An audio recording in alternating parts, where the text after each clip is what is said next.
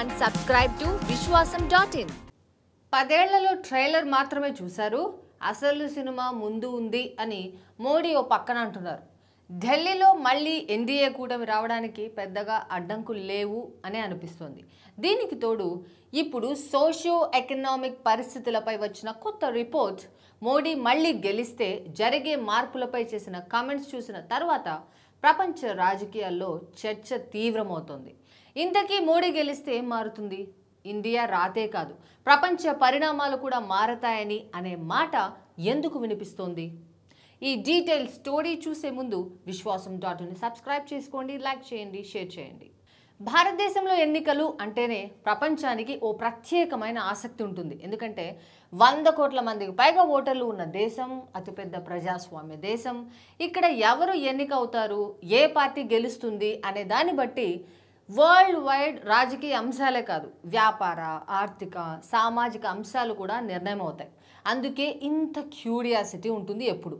వచ్చే 5 ఏళ్లలో అంటే ఇండియాలో కొత్త ప్రభుత్వం ఏర్పడిన తరువాత జరిగే మార్పులు, వాటి ప్రభావం మీద ప్రపంచవ్యాప్తంగా అంచనాలు పెద్ద స్థాయిలోనే ఉన్నాయి. ఎలాగంటే వచ్చే 5 ఏళ్లలో ఎలాంటి ముందడుగులు పడొచ్చో ఫస్ట్ ముందుగా చూద్దాం.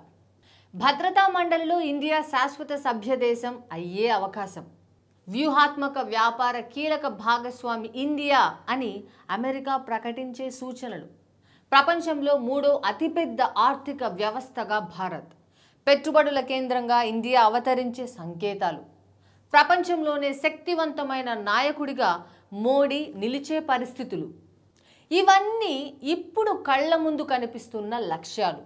ముందు అమెరికా ఇంట్రెస్ట్ ఎలా ఉందో డీటెయిల్గా చూద్దాం.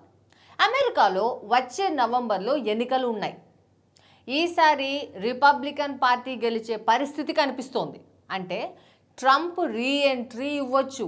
అదే గనక జరిగితే మోడీ జోడీ కోసం అమెరికా కీలక నిర్ణయాలు తీసుకునే అవకాశాలు చాలా ఉన్నాయి. వ్యాపార, ఆర్థిక సంబంధాలతో పాటు రాజకీయ అనుబంధం కూడా పటిష్టం చేసుకునేందుకు భద్రతా మండలిలో శాశ్వత సభ్యత్వం ఇండియాకు ప్రతిపాదించవచ్చు. ఇలా చేస్తే చైనాకు చెక్ పడడంతో పాటు భారత్ మార్కెట్లో లాభపడేందుకు అమెరికా మరింత దగ్గర జరిగినట్టుగా అవుతుంది అనేది లెక్క. ఇక ఆర్థిక శక్తిగా భారత్ అవతరించడం ఖాయమనిపిస్తోంది. దీనికి ప్రధాన కారణం ప్రపంచవ్యాప్తంగా ఉన్న పరిస్థితులు, పరిణామాలే. ఎలాగంటే తైవాన్ భూకంప ముప్పు, చైనా కంటే ఇండియాలో మెరుగైన ఉత్పాదక పరిస్థితులు ఉండడం, రష్యాకు వ్యతిరేకంగా ప్రపంచమంతా ఏకం కావడం, ఎలాన్ మస్క్ లాంటి వాళ్ళు తమ ఉత్పత్తుల్ని ఇండియాలో ప్రవేశపెట్టేందుకు అన్ని వైపుల నుంచి ప్రయత్నాలు చేయడం, ఇలాంటివన్నీ చూస్తే ఏమనిపిస్తుందంటే ప్రపంచ ఆర్థిక కేంద్రంగా భారత్ ప్రభావం పెరగడం ఖాయం. ఇదే ఊపులో 3వ ఆర్థిక శక్తి అవ్వడం అనేది పెద్ద విషయం కాకపోవచ్చు. దీంతో పాటు ముఖ్యంగా నాయకత్వ పరంగా కూడా మోడీకి కొత్త అడ్వాంటేజ్ కనిపిస్తోంది. పుతిన్ పతనం, చైనాకు యూనివర్సల్ యాక్సెప్టెన్స్ లేకపోవడం, అమెరికాలో ట్రంపే గనక గెలిస్తే ఇక మోడీకి ఎదురు లేకపోవచ్చు.